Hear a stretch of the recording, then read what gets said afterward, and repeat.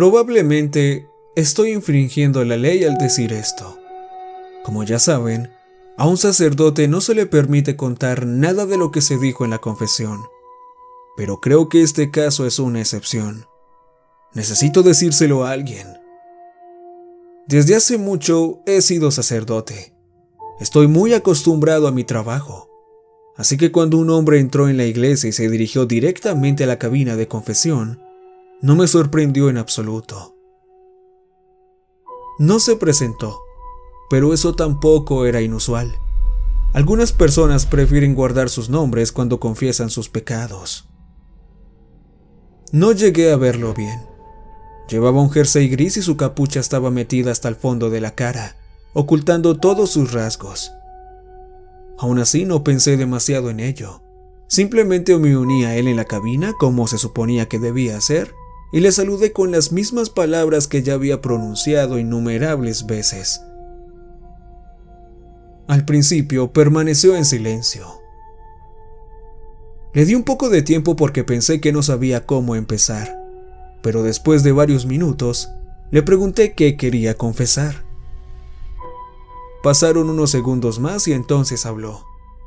Me dijo que se había metido en el bosque y lo dijo en un tono como si yo ya debiera saberlo. Eso fue todo. No dio más detalles, como si eso ya contara como un pecado. Entonces pensé que era un cazador, que pedía perdón por las vidas de los animales que había matado. Quizá había sido su primera cacería y el peso de las vidas inocentes le pesaba. Le pedí que continuara. Me habló de un pequeño claro, donde la hierba es más verde que el resto del bosque, y de la pequeña cabaña que había en dicho claro. Luego volvió a callarse. Le pregunté por qué lo consideraba un pecado. Eso le hizo reír un segundo y el sonido me erizó la piel. Era una risa fea y maniática. No explicó su razonamiento. Solo se levantó y se fue.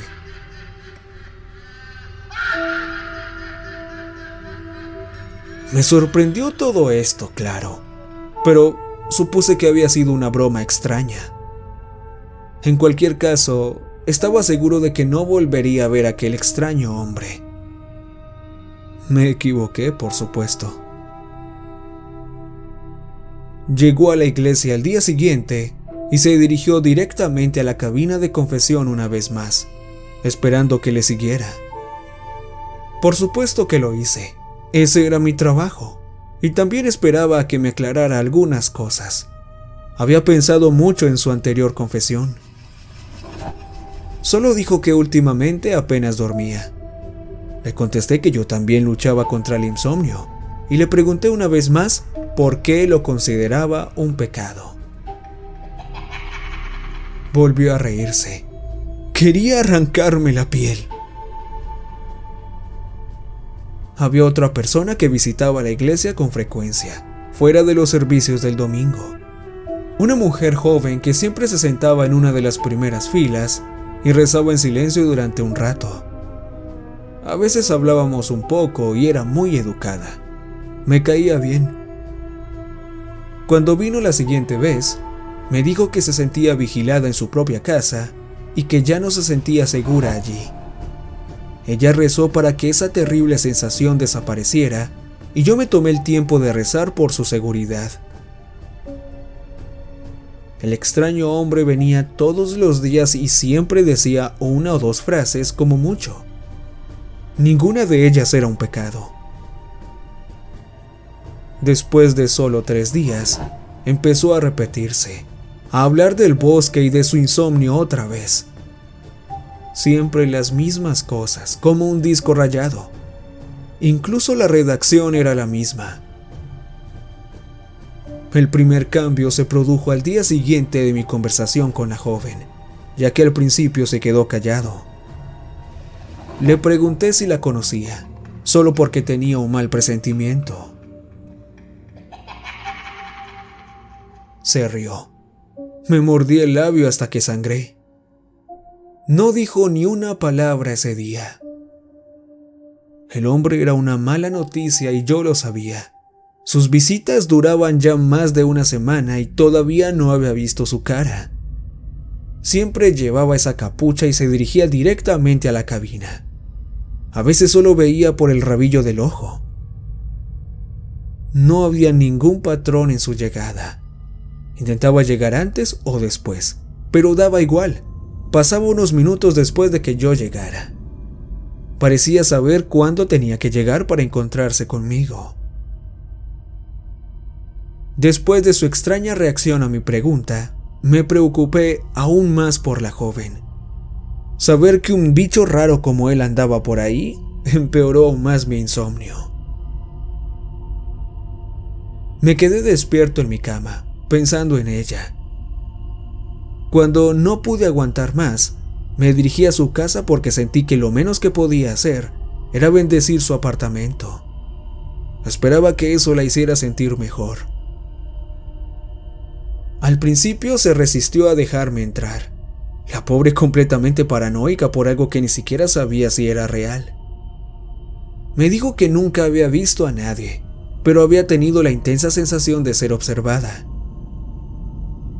Le expliqué mis intenciones y finalmente se apartó y me dejó entrar. Me dijo que apreciaba lo que iba a hacer. Se sentiría más segura si alguien bendijera su casa. Así, al menos, podría estar segura de que Dios la cuidaba. Tenía la intención de comenzar donde la sensación era peor: su dormitorio. Tenía una sola ventana que daba al patio trasero, y cuando me quedé solo en esa habitación y miré al exterior, lo vi allí de pie. Estaba frente a mí, aunque su rostro estaba oculto bajo la capucha de su suéter gris y permanecía perfectamente inmóvil. Nos quedamos así durante varios segundos. Comenzó a reírse. La ventana estaba cerrada, pero el sonido era tan fuerte como si estuviera a mi lado. Me rasqué la piel violentamente. La joven irrumpió en la habitación y me gritó que me fuera. Intenté preguntarle si conocía al hombre, pero no me dejó decir ni una sola palabra. Solo me gritó que debía salir de su piso y no volver nunca más. Lloró y básicamente me empujó fuera. Le dije que llamara a la policía. Casi me da un portazo en la cara. Llamó a la policía. Al parecer encontraron al sospechoso y lo interrogaron, pero parecía perfectamente cuerdo y nada probable de que acosara a alguien, y entonces volvieron a abandonar el caso. Después de todo, no había pruebas.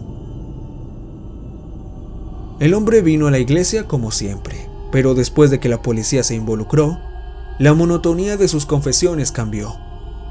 Recuerdo claramente sus palabras.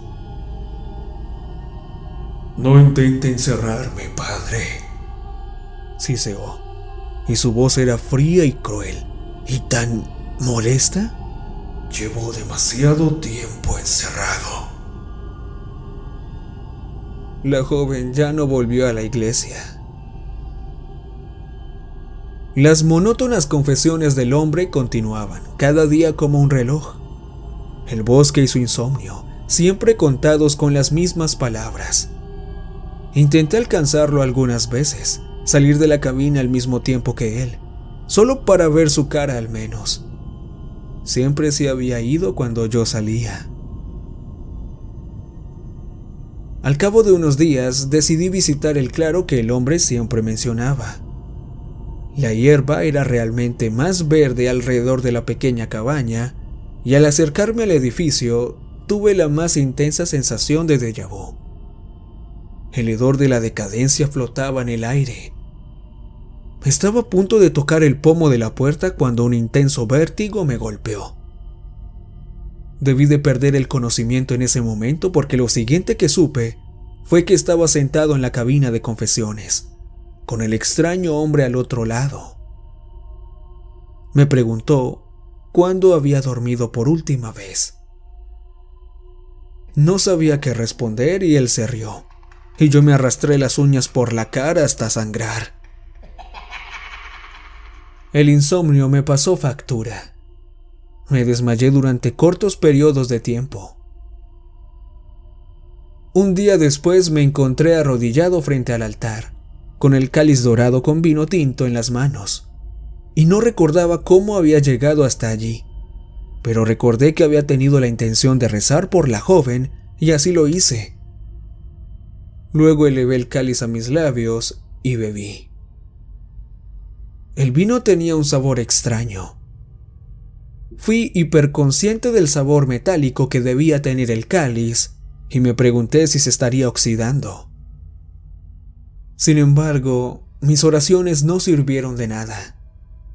Me enteré por otro miembro de la iglesia de que la joven había desaparecido.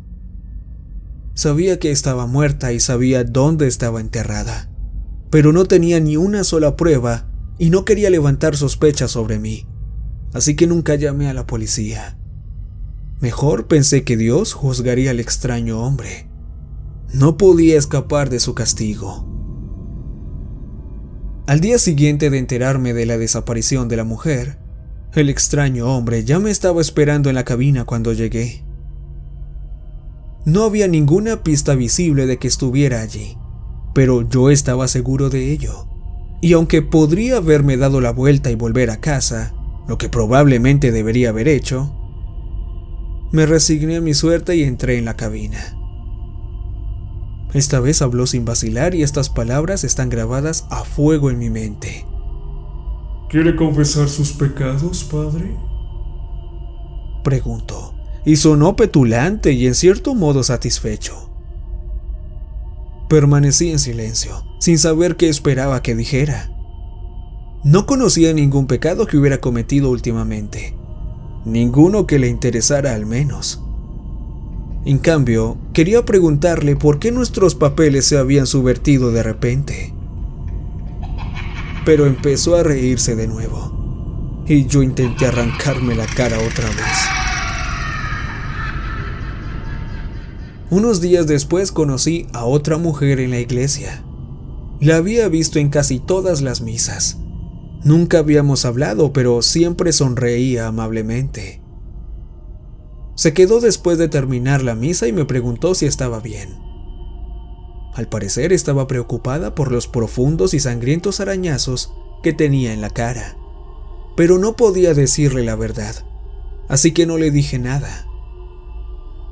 Fue muy amable. Me dijo que no tenía que decírselo, pero que siempre estaba ahí para hablar si quería. Todavía no he aceptado la oferta. La situación con el extraño no cambió. Me esperaba todos los días cuando entraba en la iglesia y cada vez me hacía la misma pregunta. ¿Quiere confesar sus pecados, padre? Nunca le contesté. Él siempre se reía y yo me rascaba la cara hasta que uno de los dos se cansaba y se iba. Lleva así 6 semanas. Ya no sé qué hacer. No recuerdo la última vez que dormí. La risa del extraño hombre resuena en mi cabeza en todo momento. Mi piel es un desastre desgarrado hasta el punto de que me cuesta quitarme la sangre de la ropa. Uno de mis suéteres favoritos ya está arruinado.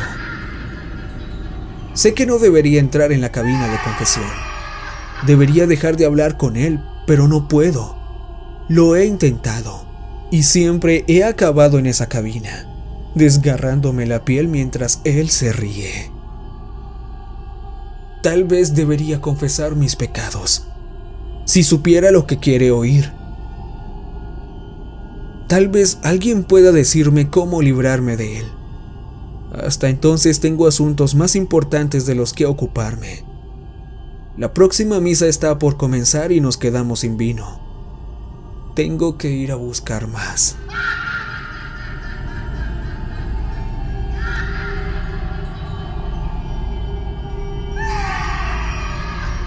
Recuerden que